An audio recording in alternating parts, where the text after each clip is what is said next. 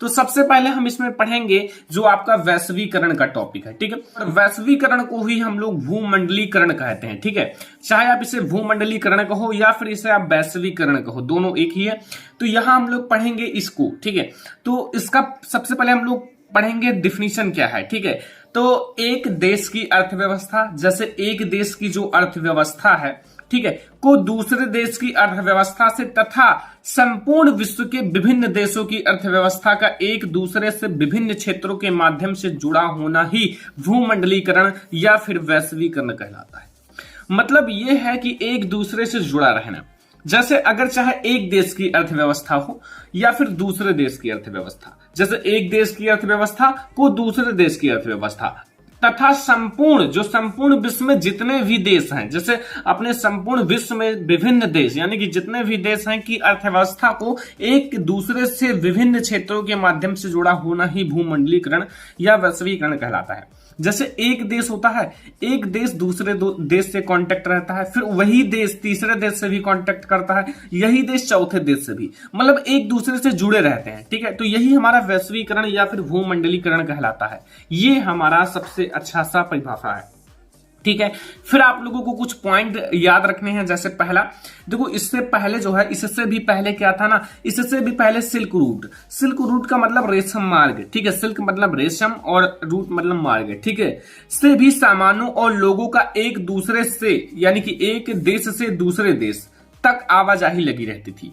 मतलब इससे भी पहले क्या होता था कि अगर एक देश से दूसरे देश में जाना है तो सिल्क रूट, ठीक है, सिल्क रूट से सामान जो होते हैं, सामानों को और लोगों को एक देश से दूसरे देश तक आवाजाही लगी रहती थी, ठीक है। अगला इसमें पॉइंट है, यहां देखो नेक्स्ट नंबर पॉइंट कि 18वीं शताब्दी, कब की बात है, 18वीं शताब्दी का काफी समय बीत जाने के बाद भी चीन और भारत का सबसे धनी देश या फिर एशियाई व्यापार में उन्हीं का दबदबा था। मतलब जब 18वीं शताब्दी का काफी समय बीत जाने के बाद भी जो चीन है और भारत है, ये सबसे धनी देश माने जाते थे और सबसे धनी थे। और एशियाई जो व्यापार था, जैसे एशिया में जो देश थे ये सारे हैं, तो एशियाई व्यापार में इन्हीं का दबदबा था, मतलब इन्हीं दो देशों का दबदबा था, क्योंकि ये जो थे काफी धनी थे, रिच थे, ठीक है। अगला पॉइंट समझो यहां कि अब यूरोपीय विश्व व्यापार का सबसे बड़ा केंद्र बन चुका है। अब जो है, अब की बात कर रहे हैं,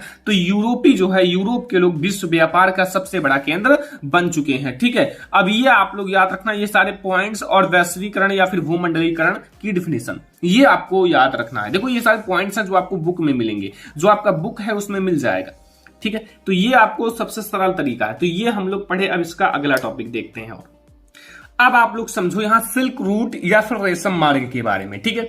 इसे आप रेशम मार्ग भी कह सकते हो या फिर सिल्क रूट कह सकते हो। देखो रेशम मार्ग क्या है ये समझो। रेशम मार्ग के द्वारा रेशम को भी लाया जाता था, लेकिन रेशम मार्ग एक बहुत प्राचीन मार्ग या फिर देश और महादेश को जोड़ने के लिए माना जाता है।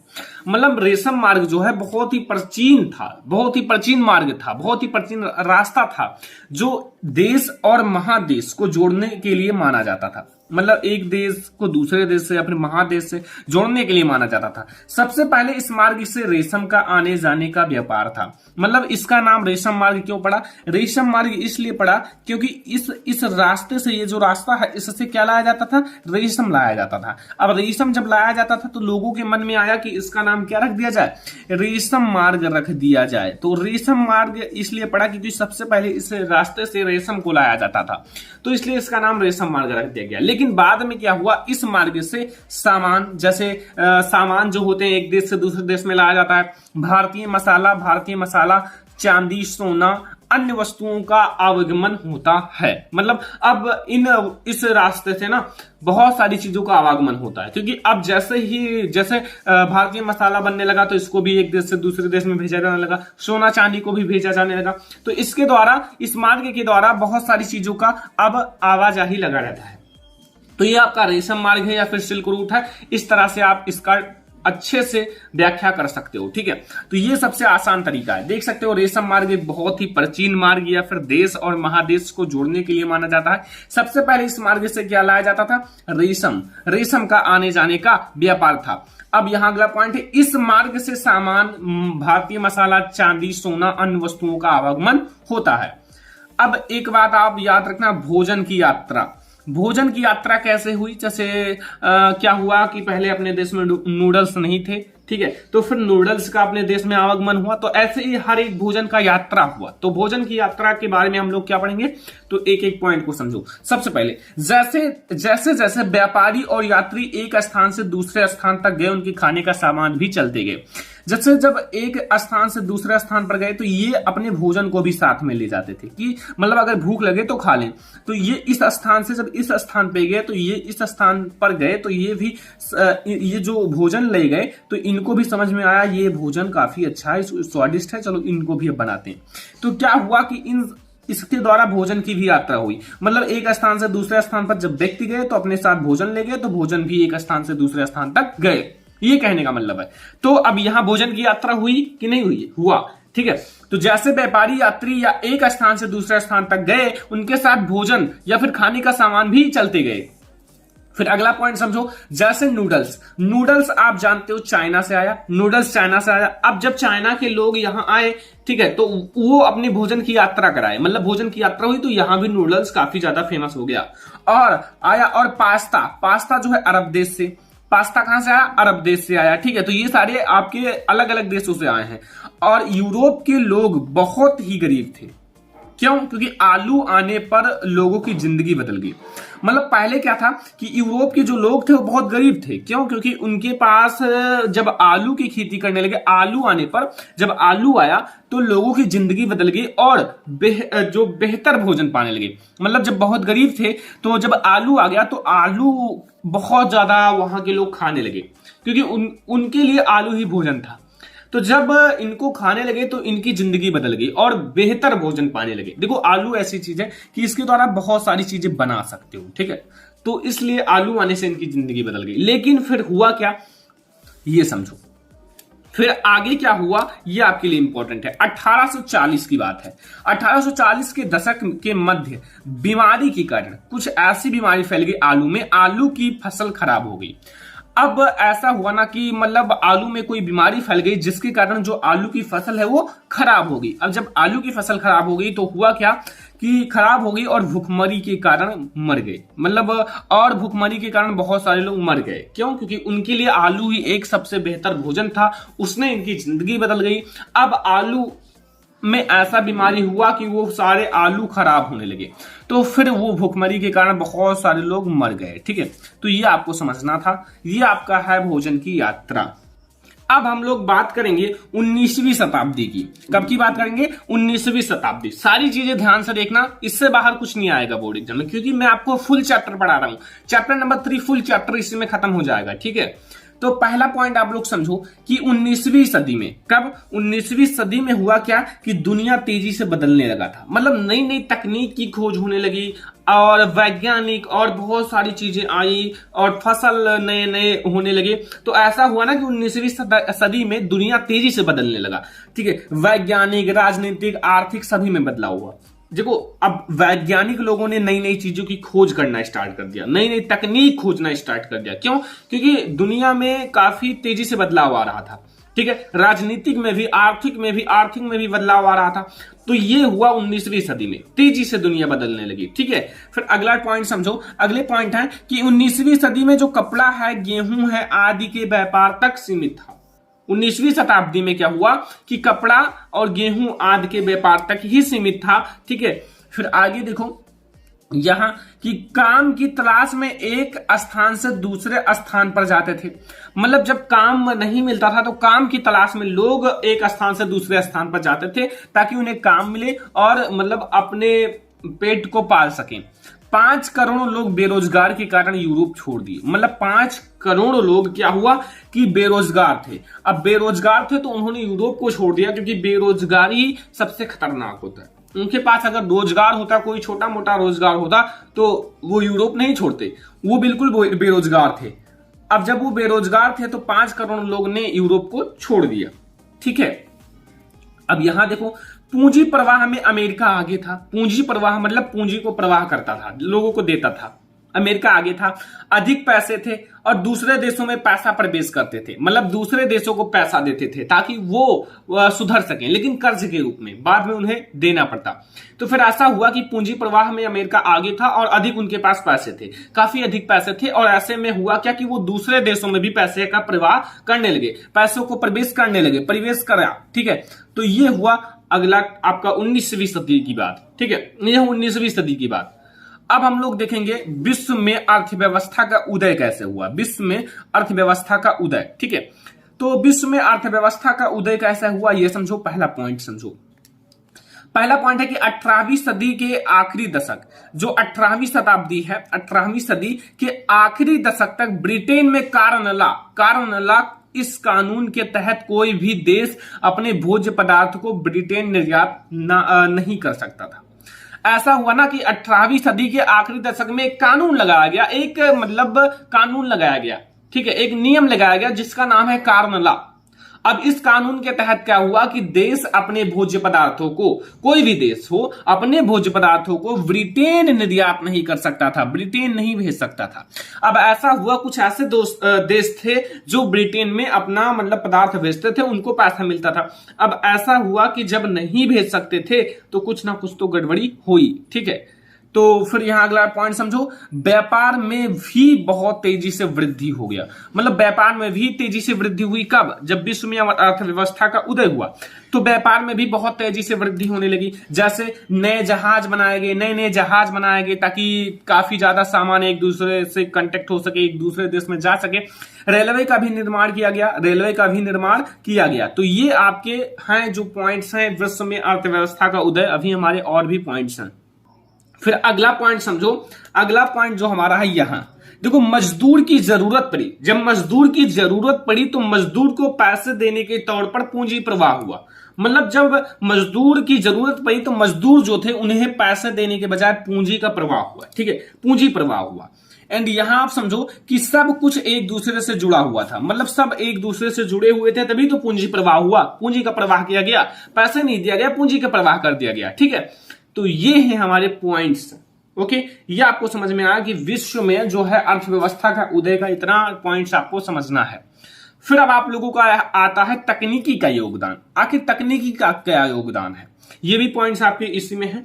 तो तकनीकी का योगदान जैसे आप देख सकते हो, पहला पॉइंट हम लोग देखेंगे, इस दौरान विश्व की अर्थव्यवस्था के भूमंडलीकरण में टेक्नोलॉजी ने एक अहम भूमिका निभाई। अब ऐसा समय आ रहा था कि टेक्नोलॉजी का समय आ रहा था। ठीक है, तो ऐसा हुआ कि जब विश्व की अर्थव्यवस्था को सुधारने के लिए भूमंडलीकरण में टेक्नोलॉजी ने एक अहम भूमिका निभाई। मतलब टेक्नोलॉजी की भूमिका अब आती है, जैसे आपके रेलवे हैं, भाप इंजन है, टेलीग्राफ है, टेलीफोन है, ये सारी चीजें। ठीक है, तो अब आप समझो, जैसे मैं आपको समझाता हूं यहां। अब आप यहां आ जाओ अगले पॉइंट पे। इस युग में कुछ मुख्य तकनीक खोज हैं, जैसे रेलवे एक बहुत बड़ी तकनीक है। जैसा आप सोच सकते हैं, रेलवे जिसके द्वारा आप आते जाते हो, भाप का जहाज भी एक बड़ी तकनीक है जो भाप के द्वारा चलाया जाता था, जिसमें कोई ज्यादा खर्चा नहीं, केवल भाप के द्वारा चलाया जाता था और मतलब सामानों को एक स्थान से दूसरे स्थान पर भेजा जाता था। और टेलीग्राफ, ठीक है, टेलीग्राफ की भी खोज हुई। ये भी एक टेक्नोलॉजी का इस युग में बहुत बड़ा योगदान है। ठीक है, अगला देखो, अगला यहां पॉइंट समझो कि रेलवे ने बंदरगाहों और आंतरिक भूभागों को आपस में जोड़ दिया। मतलब रेलवे जो था, रेलवे ने जो बंदरगाह हैं और आंतरिक जो भूभाग हैं उनको आपस में जोड़ दिया। अब जब आपस में कांटेक्ट हो गए तो ऐसा हुआ कि व्यापार करने में और भी सरलता हुई। ठीक है, और भी सरल लगने लगा सारी चीजें। तो ये आपका है पॉइंट्स। और अगला पॉइंट अब आप लोग यहां समझो, जो कि अगला पॉइंट हमारा है यहां। ठीक है, देखो यहां क्या कह रहा है कि स्टीम शिप के कारण माल को भारी मात्रा में, ठीक है, यहां देखो अटलांटिक के पार में जाना आसान हो गया। अब एक शिप है जिसका नाम है स्टीम शिप के कारण माल भारी मात्रा में काफी ज्यादा एक साथ ही ले जाया जाता था, और जब एक साथ काफी ज्यादा चला जाता था और काफी आसानी से, तो वो बहुत आसान लगने लगा। ठीक है, जैसे अगर आप एक चीज, आपको 10 चीजें ले जाना है, अब आप एक एक चीज ले जाओगे तो 10 टाइम लगेगा, 10 बार जाना पड़ेगा। लेकिन अब ऐसा चीज बन जाए जैसे स्टीमशिप, इसमें आप 10 चीजों को एक बार ले जाओ और वो भी ले जाने में आसानी हो, तो आप मान सकते हो ना काफी ज्यादा आसान है। तो ये हमारा है। अगला पॉइंट समझो यहां, अगला पॉइंट है जब अब अमेरिका, ऑस्ट्रेलिया, न्यूजीलैंड सब जगह जानवरों के बजाय उनका मांस ही यूरोप में भेजा जाने लगा। मतलब पहले जानवर भेजे जाते थे, अब उससे भी ज्यादा सरल तरीका कर दिया गया कि इन जगहों पर अमेरिका, ऑस्ट्रेलिया, न्यूजीलैंड सब जगह जानवरों के बजाय उनका मांस ही यूरोप में भेजा जाने लगा। ठीक है, अब जानवरों को नहीं भेजा जाता था, उनके मांस को भेजा जाता था। ठीक है, तो ये हमारे पॉइंट्स तकनीकी के योगदान में, तकनीक का योगदान है इसमें। इस युग में काफी ज्यादा तकनीक का योगदान मिला। ठीक है, तो ये आपको समझ में आ गया कि आखिर तकनीकी का क्या योगदान है। जैसे स्टीमशिप की खोज हुई, ठीक है, और यहां देखो रेलवे की खोज हुई, जहाज इंजन का खोज हुआ, टेलीग्राम का खोज हुआ, टेलीग्राफ का, और यहां अब जानवरों के बजाय मांस ले जाया जाता था। क्यों? क्योंकि उनके पास सुविधा था, ले जाने के लिए अब सारी चीजें बन चुकी थी। तो ये हमारा है तकनीकी का योगदान। अब अगला पॉइंट आप लोग समझो, यहां अगला पॉइंट हमारा है, ठीक है, भारतीय व्यापार, उपनिवेशवाद और वैश्विक अर्थव्यवस्था या फिर व्यवस्था। ठीक है, इसके बारे में समझेंगे, थोड़ा सा ध्यान से समझना। अभी हम लोग इसके आगे समझेंगे भारत व्यापार और उपनिवेशवाद, सारी चीजें समझने वाले हैं। तो सबसे पहले आप समझो भारतीय व्यापार, उपनिवेशवाद और वैश्विक व्यवस्था। भारत में उत्कृष्ट कपास, जैसे जो भारत में कपास बनाया जाता था पूरे यूरोप में निर्यात की जाती थी। मतलब देखो, जब भारत में कपास बनाया जाता था तो इसको पूरे यूरोप में निर्यात मतलब भेजा जाता था। तो ऐसा होता था ना कि हमें उसके बजाय पैसे मिलते थे, तो इससे हमारा देश और ज्यादा सुधर गया। तो औद्योगिकीकरण के पश्चात ब्रिटेन में भी कपास का उत्पादन बढ़ने लगा था। मतलब पहले भारत से कपास भेजा जाता था, अब ऐसा हुआ कि जब औद्योगिकीकरण आया और औद्योगिकीकरण हुआ तो ब्रिटेन में भी कपास का उत्पादन होने लगा, मतलब होने लगा, बढ़ने लगा, काफी तेजी से बढ़ने लगा। तो अब ऐसा समय आया कि उद्योगपतियों ने सरकार पर भारत से आयातित कपास पर प्रतिबंध करने का दबाव डाला। मतलब अब ये कह रहे हैं कि हमें कपास आपके देश से नहीं चाहिए, क्योंकि इसको बनाने में हमारा देश सक्षम है और काफी तेजी से बना रहा है। तो ऐसा हुआ कि व्यापार में काफी ज्यादा गिरावट आई। क्यों? क्योंकि अब उस चीज को नहीं लेंगे तो फिर आपके व्यापार में गिरावट आएगी। तो प्रतिबंध का दबाव डाला और स्थानीय उद्योगों की सुरक्षा की। ठीक है, अब आप यहां समझो भारतीय व्यापार और उपनिवेशवाद को समझना है आप लोगों को। एक एक पॉइंट को मैं आप लोगों को समझा रहा हूं। यहां आपको समझ में आया कि जैसे कपास है, कपास अपना देश उत्पादन करता था तो पूरे यूरोप में निर्यात करता था। अब औद्योगिक क्रांति के बाद ऐसा हुआ कि ब्रिटेन में भी कपास की उत्पादन बहुत तेजी से होने लगा। तो भारत से जो कपास आता था उस पर प्रतिबंध लगा दिया और खुद ब्रिटेन जो है वो हर जगह अपना उद्योग करने लगा। ठीक है, अब यहां आपको समझना है भारतीय व्यापार और उपनिवेशवाद में पहला पॉइंट देखो, ब्रिटिश सरकार ने सूती वस्त्र के आयात पर सीमा शुल्क की उच्च दरें लगा दी और 19वीं शताब्दी के प्रारंभ से निर्माणकर्ता भी अपने वस्त्रों के लिए विदेशी बाजार की तलाश करने लगे। परिणाम स्वरूप भारतीय वस्त्र उद्योग प्रतिकूल से रूप से प्रभावित हुआ। अब भारतीय वस्त्र उद्योग जो है, भारतीय वस्त्र उद्योग प्रतिकूल रूप से प्रभावित हुआ। क्यों? क्योंकि इस पर कर लगाया गया। ठीक है, उच्च, यहां देख सकते हो कि पर सीमा शुल्क की उच्च दरें लगा दी। अब जो चीजें भारत से जाती थी वो तो प्रभावित हुई। ठीक है, तो ये आप लोगों को समझ में आया। अगला पॉइंट समझो यहां, जब तक विनिर्माण या फिर विनिर्माण के निर्यात का द्रुत गति से पतन हुआ तब तक सामान्य रूप से कच्चे माल के निर्यात में तेजी से वृद्धि हो गई। मतलब तेजी से वृद्धि हो गई। देखो लगातार जनसंख्या बढ़ रही है, अब उनको खाने के लिए, उनको पहनने के लिए, देखो जब जनसंख्या बढ़ेगी तो उसके साथ उनकी मांग भी बढ़ेंगे। ठीक है, तो यही कारण है। अब हमारा अगला पॉइंट है कि अंग्रेजों ने भारतीय किसानों पर नील तथा अफीम की खेती करने का दबाव बनाया। जो अंग्रेज थे उन्होंने भारतीय किसानों पर नील तथा अफीम की खेती करने का दबाव बनाया, इसलिए भारत में उगाई जाने वाली अफीम चीन को निर्यात किया जाता था।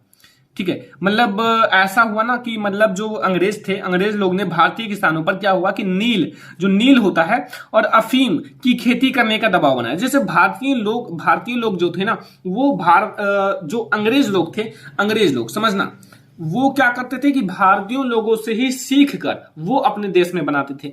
अब ऐसा हुआ कि वो ज्यादा मात्रा में अपना उत्पादन करने लगे तो भारतीयों पर प्रतिबंध लगा देते थे कि मतलब ये ना आए हमारे देश में, तो ऐसा हो जाता था। अब यहां हुआ क्या कि अंग्रेजों ने भारतीय किसानों पर क्या हुआ कि नील तथा अफीम की खेती करने का दबाव बनाया, इसलिए भारत में उगाई जाने वाली अफीम चीन, जो चीन है देश, उसको निर्यात किया जाता था। और अफीम की बिक्री से प्राप्त धन से चाय, जैसे चीन से चाय और अन्य वस्तुओं के लिए प्रयोग किया जाता था। ठीक है, ये आपको समझ में आ गया होगा काफी आसान तरीके से। तो ये हमारे हैं पूरा जो आप लोगों का है भारतीय व्यापार और उपनिवेशवाद और वैश्वीकरण का अर्थव्यवस्था व्यवस्था। देखो इसमें मैंने ये समझाया कि भारतीय व्यापार कैसे किया जाता था और इसमें जो वैश्वीकरण का क्या भूमिका है, उपनिवेशवाद का क्या भूमिका, ये सारी चीजें आपको इस पॉइंट में पूरा समझ में आ गया होगा।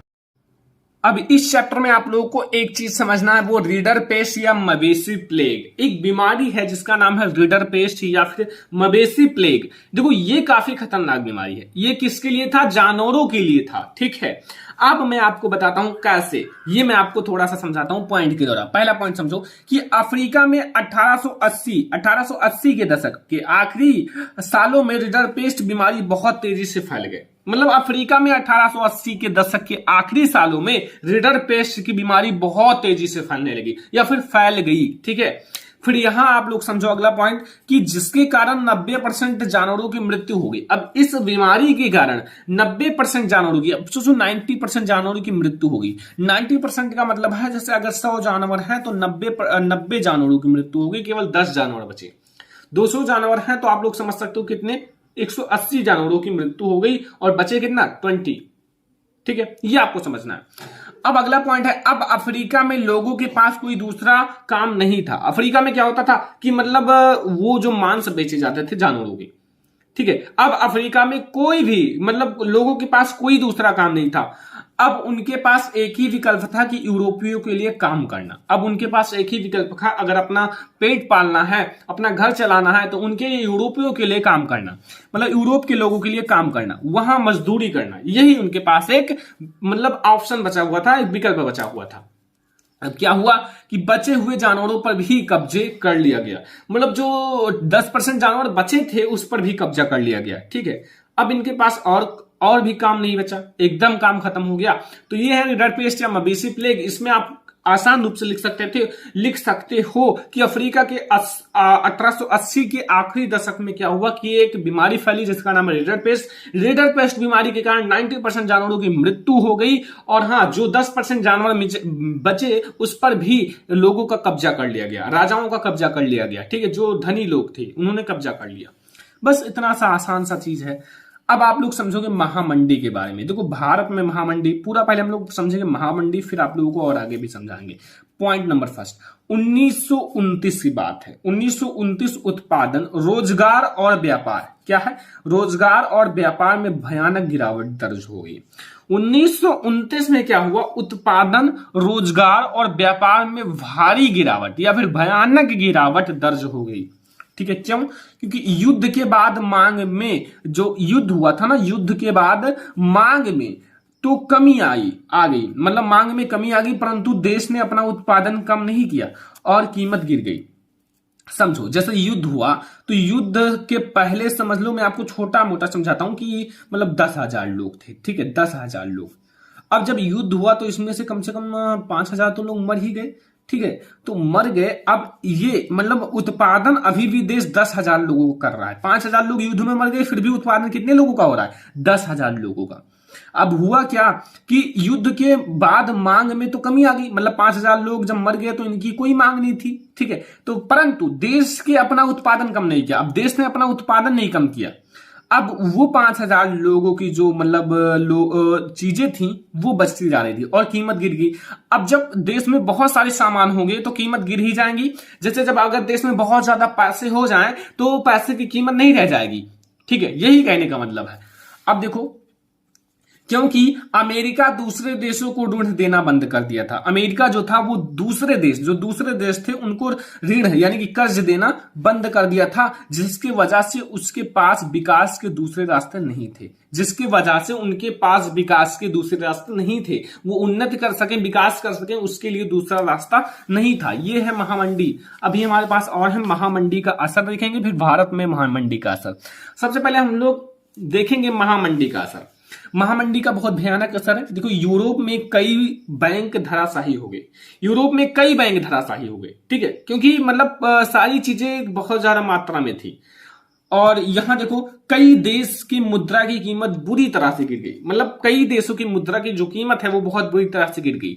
जैसे आप इस समय देख सकते हो, $1 का प्राइस आई होप 78 या 79 है, ठीक है, मतलब इतना है।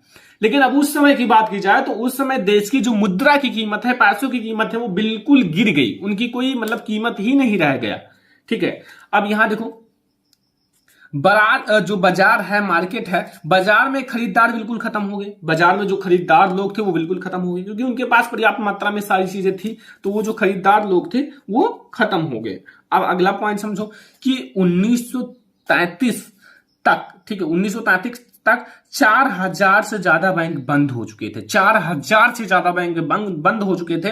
और 1929 से 1932 के बीच में देखो, यहां आप लोग देख सकते हो 1,10,000 कंपनियां चौपट हो चुकी थी, मतलब खराब हो चुकी थी, ठीक है। ये आपका है महामंडी का असर। अब हम लोग देखेंगे भारत में महामंडी का असर। भारत में आयात और निर्यात पूरी तरह से आधा हो गया। भारत में जो आने वाली चीजें हैं और भारत से जो वस्तुएं भेजी जाती हैं, उनका जो निर्यात और आयात बिल्कुल आधा हो गया। आधा क्यों हो गया? क्योंकि भाई महामंडी का मतलब है बहुत सारी चीजों का उत्पादन हो गया, तो फिर लोगों के पास काफी पर्याप्त मात्रा में थी सारी चीजें, तो उनका जो मतलब भारत में जो आयात और निर्यात थी वो बिल्कुल आधी हो गई। और यहां देखो, लोगों को बहुत बड़ी समस्याओं का सामना करना पड़ा। और यहां देखो, गांधी जी ने सवर्ण अवज्ञा आंदोलन भी प्रारंभ कर दिया था। मतलब गांधी जी ने इसी बीच में सवर्ण अवज्ञा आंदोलन भी प्रारंभ कर दिया था। ये है हमारा महामंडी का असर। और भारत में महामंडी का क्या असर पड़ा, ये भी हमने 3 पॉइंट्स देख लिए। इससे ज्यादा आपको कुछ नहीं पढ़ना है महामंडी के बारे में। अब हम लोग देखेंगे, यहां देखो ध्यान से, अब हमारा आता है युद्ध का काल, यानी कि युद्धोत्तर काल समझेंगे, ठीक है। युद्धोत्तर काल, तो यहां कहने का मतलब है विश्व अर्थव्यवस्था का पुनर्निर्माण या फिर युद्धोत्तर काल। युद्धोत्तर काल का मतलब है इस युग में काफी ज्यादा युद्ध होते थे। काफी ज्यादा युद्ध होने का मतलब है ये युद्ध का काल था।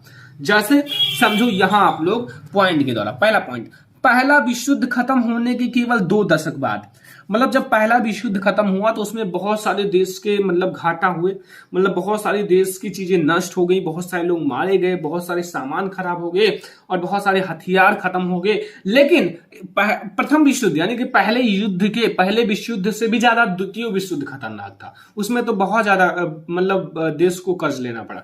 तो पहला विश्व युद्ध खत्म होने के केवल 2 दशक के बाद दूसरा विश्व युद्ध शुरू हो गया। अब पहली मुसीबत खत्म नहीं हुई, दूसरी मुसीबत आ गई, और ये उससे भी ज्यादा भयानक था। यह युद्ध प्रथम विश्व युद्ध से भी भयानक था। मतलब ये युद्ध जो था द्वितीय विश्व युद्ध, ये प्रथम विश्व युद्ध से भी बहुत ज्यादा भयानक था। अब देखो, एक गुट मित्र राष्ट्र जो थे ब्रिटेन थे, सोवियत संघ थे, और सोवियत और संघ फ्रांस और अमेरिका था। और दूसरा जो खेमा था वो था नात्सी जर्मनी, जापान और इटली था। मतलब ये दोनों अलग अलग संघ थे। एक तो आपका ब्रिटेन है, एक आपका सोवियत संघ है, एक आपका फ्रांस है, एक आपका अमेरिका है। और इसमें जो था दूसरा खेमा में, ये आपका जर्मनी है, नात्सी जर्मनी, जापान और इटली था, ठीक है। अब इस युद्ध में पूर्ण युद्ध भी कहा जाता था। इस युद्ध को पूर्ण युद्ध भी कहा जाता था, मतलब द्वितीय विश्व युद्ध को पूर्ण युद्ध कहा जाता था, क्योंकि यह युद्ध जल, थल और वायु तीनों समूहों से लड़ा गया। मतलब इस युद्ध में जल, थल और वायु तीनों चीजों का प्रयोग किया गया। जहां से भी दुश्मनों को मार दिया जाए, जल के मतलब द्वारा, मतलब जल में जैसे जहाज चलाया जाए उसके द्वारा सारी चीजों को लाया जाए, थल जैसे आपको जमीन पर जो चीजें चलती हैं, और वायु जैसे आप ऊपर हेलीकॉप्टर को देखते हो वहां से कोई चीज गिराया जाए, ठीक है। तो तीनों के द्वारा लड़ा गया, ठीक है, तीनों समूहों से लड़ा गया। अब ऐसे हालात में पुनर्निर्माण का काम कठिन और लंबा साबित होने लगा। अब इस युद्ध के दौरान क्या हुआ कि हमें पुनर्निर्माण, मतलब जितनी चीजें थी वो तो समाप्त हो गई लगभग, अब हमें पुनर्निर्माण करना था, एक नई जिंदगी जीना था। तो पुनर्निर्माण का काम काफी कठिन और लंबा साबित होने लगा था। अगला, इस युद्ध में फिर मित्र राष्ट्र जीत गए। इस युद्ध में क्या हुआ, जो मित्र राष्ट्र हैं वो जीत गए। ठीक है, समझ में आया, मित्र राष्ट्र जीत गए। अब क्या हुआ, यहां देखो अगला, किसी भी देश में रोजगार की स्थिरता जरूरी है। किसी भी देश में रोजगार जो है, रोजगार की स्थिरता जरूरी है। यह अगला पॉइंट, बाजार में सरकार का नियंत्रण बहुत ही महत्वपूर्ण है। देखो, बाजार में सरकार का नियंत्रण होना चाहिए। ऐसा नहीं कि सरकार बाजार में नियंत्रण ना करे और दाम ऊपर नीचे दिन भर होता रहे। ठीक है, तो ये हमारा है विश्व अर्थव्यवस्था का पुनर्निर्माण या फिर युद्धोत्तर काल। ये आपको समझ में आया, युद्धोत्तर काल। ठीक है, ये सारे पॉइंट्स हैं। अब हम लोग समझने वाले हैं ब्रिटेन वुड्स संस्थान। ब्रिटेन वुड्स संस्थान, इसके बारे में आप लोग समझना। ठीक है, यहां पॉइंट नंबर फर्स्ट, 1944 में अमेरिका में स्थित न्यू हैम्पशर में ब्रिटेन वुड्स सम्मेलन हुआ। ब्रिटेन वुड्स सम्मेलन हुआ। इसमें अंतरराष्ट्रीय मुद्रा कोष और अंतरराष्ट्रीय पुनर्निर्माण एवं विकास बैंक का गठन किया गया था। मतलब इसमें जो अंतरराष्ट्रीय मुद्रा कोष है और अंतरराष्ट्रीय पुनर्निर्माण एवं विकास बैंक का गठन किया गया। ठीक है, किया गया था। या अगला पॉइंट समझो, यह व्यवस्था निश्चित विनिमय दरों पर आधारित थी। मतलब इसकी एक निश्चित विनिमय दर थी, मतलब निश्चित था। ठीक है, देखो जैसे निश्चित कहने का मतलब है, देखो कहने का मतलब है आज दिनों में, परंतु आज दिनों में डॉलर का मान समय समय पर क्या होता है, बदलता रहता है। मतलब कहने का मतलब है इस ब्रिटेन वुड्स संस्थान में क्या किया गया कि दर जो थी, मतलब एक निश्चित दर, जैसे अगर कोई चीज इतना दाम में है तो हर जगह इतना ही दाम में, डॉलर का दाम इतना घटे बढ़े ना, एक निश्चित रहे। लेकिन अब आजकल की बात की गई है यहाँ तो, परंतु आजकल दिनों में डॉलर का दाम घटता बढ़ता रहता है। क्यों? क्योंकि कभी डॉलर का दाम इतना रहेगा, कभी इतना, एक एक घंटे सेकंड मिनट में बदलता रहता है।